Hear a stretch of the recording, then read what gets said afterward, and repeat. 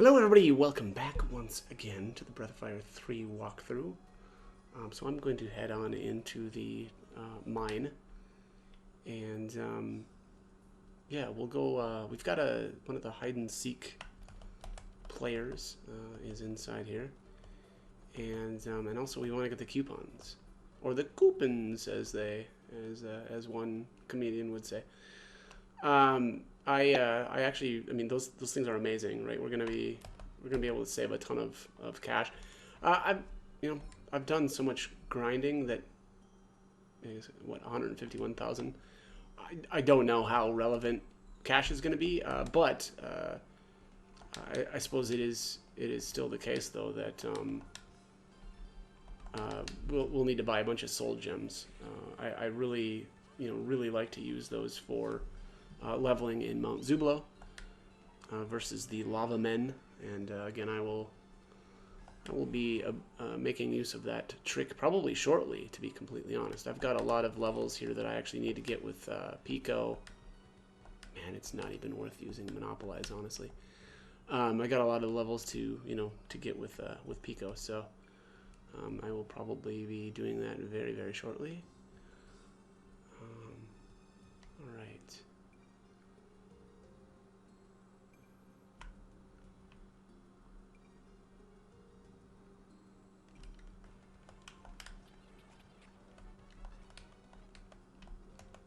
Yeah, way, way better to just fast forward this stuff.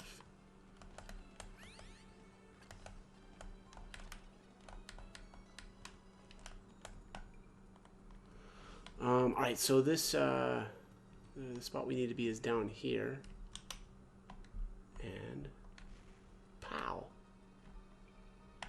Alright, there we are. There is the coupons. Again, those will give you a discount. It's an accessory that will give you a discount as long as you have it equipped.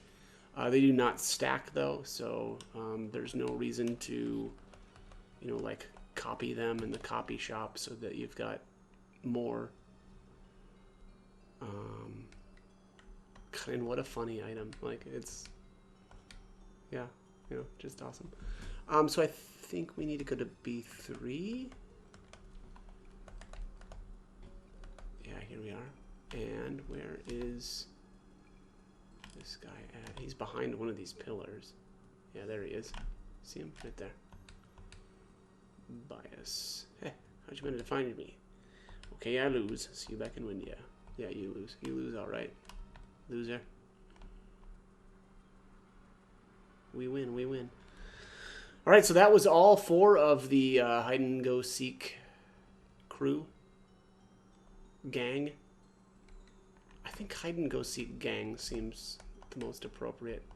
Again, I mean, to me it looks like they're all wearing leather jackets. And then denim, either pants or skirts or cut-off shorts.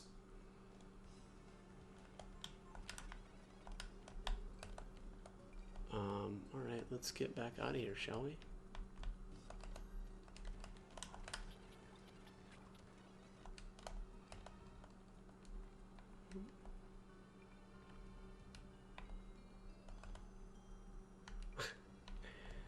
Nope, not through there.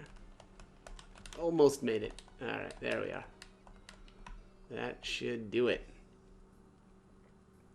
I just realized 8 levels on Pico is going to take quite a while. Yeah, because he's already up to 21. That's the other, the other thing that, or like one of the things that I was doing, very early on was to just try to not go over. Really, I mean, yeah, honestly, just try to not over level anybody. Just because, as you get into this like level 20 range, even right now, just because the experience available isn't, really great. It can be tough to, level and get the abilities that you want with the masters. It's just, again, for every like wasted level, it's yeah, it gets worse and worse as the game progresses. Where, you really just don't want to be wasting levels. Oops, I forgot to equip these coupons. Hang on. All right, so let's. there they are. Handy when shopping. Indeed they are.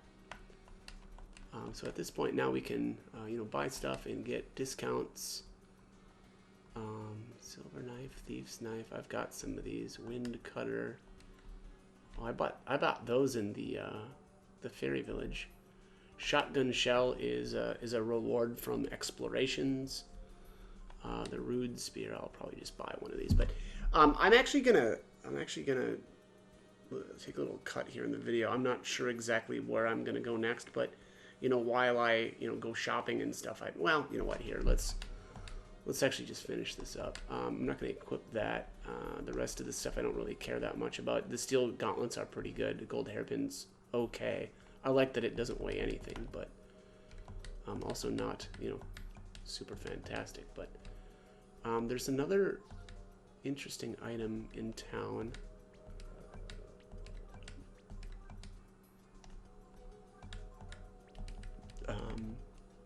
It might be this guy here. What? Nope. Oh, it's not him. Oh, okay, yeah, that guy's not a vendor. Okay, jeez. This guy. It must be him. His weapons, sirs, contain the power of the mighty Ashura, warrior god, and are handmade by yours truly, the magnificent Sakine. Now they can be yours for a limited time only. Okay. So I'm going to buy the Ashura sword. I can't remember exactly what this thing does. It has some hidden property to it. I just can't remember what it is off the top of my head. And then there's the manly clothes. These aren't honestly that great, but they do have the same effect as the soul gems. It's just that the problem is the armor for the you know for some of the characters this is maybe okay, but the thing is, I think the people that can wear the manly clothes, which is I think it's Ryu, Gar, and Ray. I think all three of those can also use the magma armor, which is superior. You know, yeah, I mean, it's just better. I guess you can, to be fair, the manly clothes you can actually use as your, chest piece, and then you can. That way you can still use the ring of fire instead, so it's kind of interchangeable like that. And I'm speaking in terms of really of Mount Zublo and leveling using the lava men. There's a point where your defense doesn't matter at all, and you really just need to have the fire or the ability to absorb fire, because they'll use multi-target fire attacks, and I guess so. At the end of the day, it probably doesn't really matter which route you go. Manly clothes, though, to be fair, also I think these might be cheaper than the soul gems. I think soul gems were 3,000 without a discount. So again, these actually may be better. So I'll buy a couple of these. I won't equip quite yet, but anyways, yeah. So I'm gonna take a little cut in my video here, and I'm not exactly sure what I'm gonna do next. So stay tuned. Okay, so I'm back in the forest here in front of Maryleap. I actually did take Pico to 29 here. Not here in the forest. In Mount Zublo. Very, very easy to do so. So, all right, let's do this. We were waiting for you to come. Looks like Pico is learning lots of our secrets. Here's another one. Pico learned charm.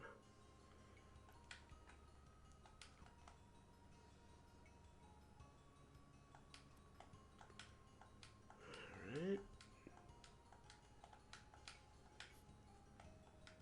Pico's learning lots of our secrets. Here's another one. Pico learned Shadow Walk. And, whoops, I need to do that. Last one.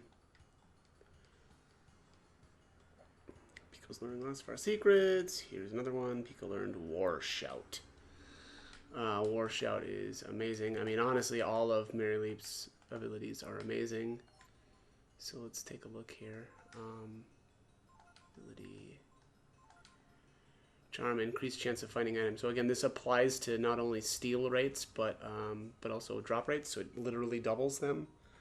So pretty much anytime you want to steal or you're trying to get an item to drop from an enemy, you will always use steal. Shadow Walk, Warp Attack, Critical Blow. So you just always crit with that. And then War Shout is a group-wide power buff. Amazing, amazing skill. I usually put War Shout on Momo because she's my buffer. So I use, War Shout and Shield with her.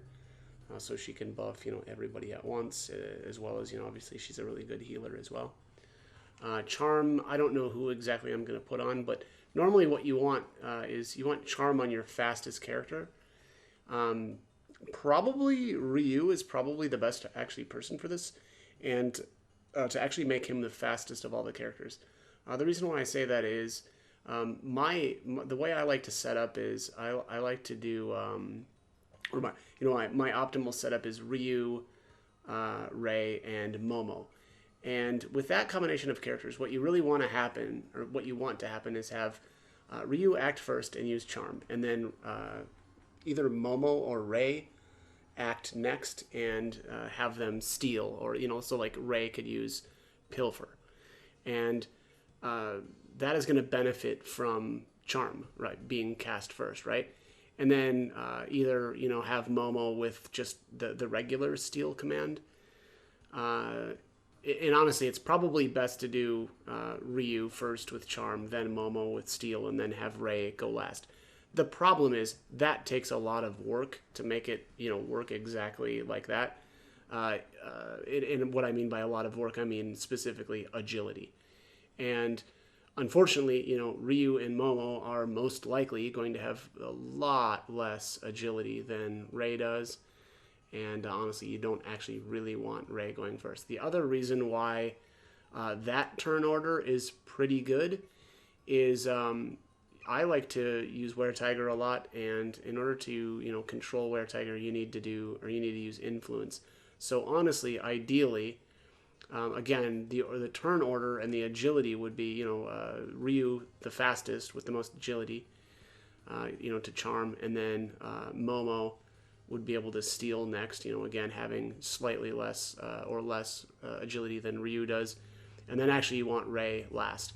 Again, it takes a lot of work to make that, work out exactly that way.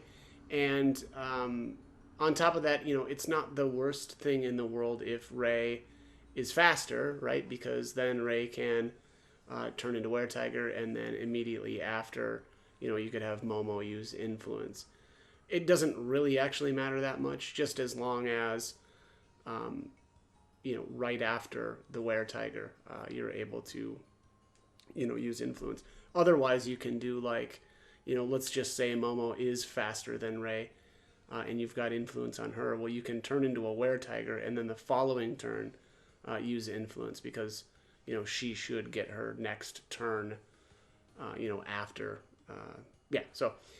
Again, lots of different combinations that you can do, but I think honestly, in one of the things I do so much is actually just steal, and so I think it's better to have your fastest character with the Charm ability, and then whoever has your just regular steal ability, have them act next, because that steal doesn't deal any damage, and so you're not worried about killing off an enemy before you're able to actually steal from it. So. That is probably how I will aim for, my turn order, which is very actually honestly kind of weird, right? Because Rei is normally so fast, and he's normally the fastest character. So again, like I said, it'll take a little bit of work to actually get to that point. I do have a lot of Swallow Eyes, though. I have really spent a ton of time in the Fairy Village, and I've got a copy, or I've got however many copy shops running right now. I mean, it's almost all of my fairies are copying, as long as they're not out hunting, and I think my other one is running a shop right now. So it's something like 14 fairies copying Swallow Eyes, just constantly. So that is it for this little blurb. I've got a little bit of time left, so I'm not sure what I'll throw at the end of this video. So. I guess we'll see. Okay, so this is probably a little bit random, but I am down in the plant, and I wanted to actually get the flame spear, and so here's how I'm set up. So I'm gonna have Ryu. Ryu has charm, and Momo has the basic steel, and then Ray has pilfer, which is specific to him. But again, charm is going to double our drop rates. I'm gonna steal these items, which is the scale mail, because I don't want them to actually drop that. If you don't have, if you haven't stolen from an enemy, sometimes when if they drop something, unfortunately, sometimes they'll actually drop the item that they normally have for steal. So yeah, so you gotta kind of be careful with that. So here, what I'm gonna do is, charm both of the fly men, and then we'll just finish them off, and hopefully I'll get that flame spear to drop. I'm gonna speed this up just a little bit. There's a scale mail. Yeah, steal rate seems really good. All right, and then I'll just charge here.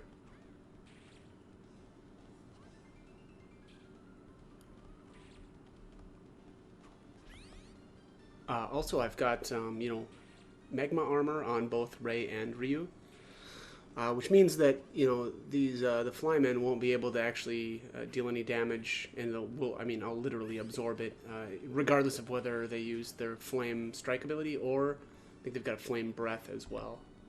So unfortunately, I didn't get it that time, but I'll keep going here. Oh, I'm sorry. There. Now I know I haven't got it.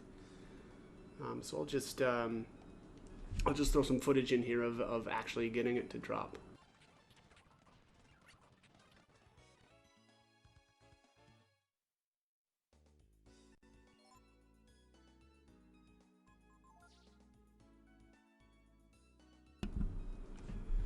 Okay, so there we go. I just got the flame spear. Let me see if I can find it here. There it is. So power 42, weight 4, property flame. I mean, honestly, now that I'm looking at that, that's not that great. Only 42 attack. But it does have the flame element or property to it. So there are. I'm not sure exactly off the top of my head, but my guess is there's going to be some times where that's actually going to be a pretty good weapon. Look at that piercing pike though. Power 62 already.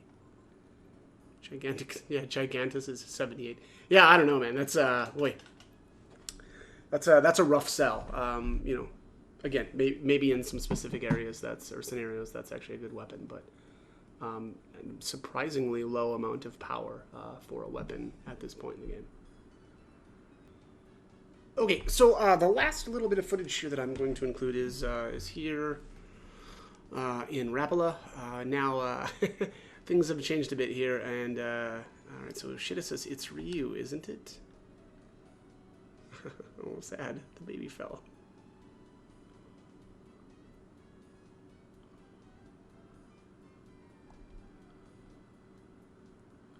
I'm sorry.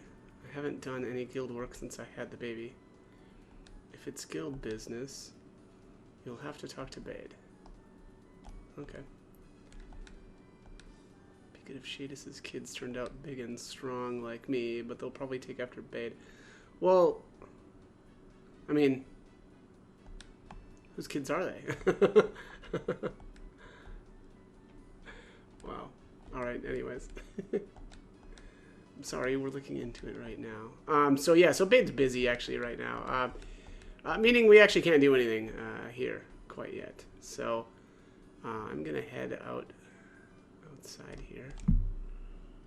Also, I poked my head into Windia because I just realized that I had found all of the kids playing hide and seek, but well, I guess they're not kids anymore. But it doesn't actually matter quite yet, because even though we found all 4 of them, we can't get into Windia for the time being, and so we won't be able to get them as masters quite yet. So instead, we need to head back across or across. Did I say across? That's not a word. Across, or around Mount Zublo. And we need to head up in here to Angel Tower. Let's, you know what? Yeah, I think actually right now is probably a pretty decent place to end this. So, as always, I hope the guide was helpful, and thanks for watching.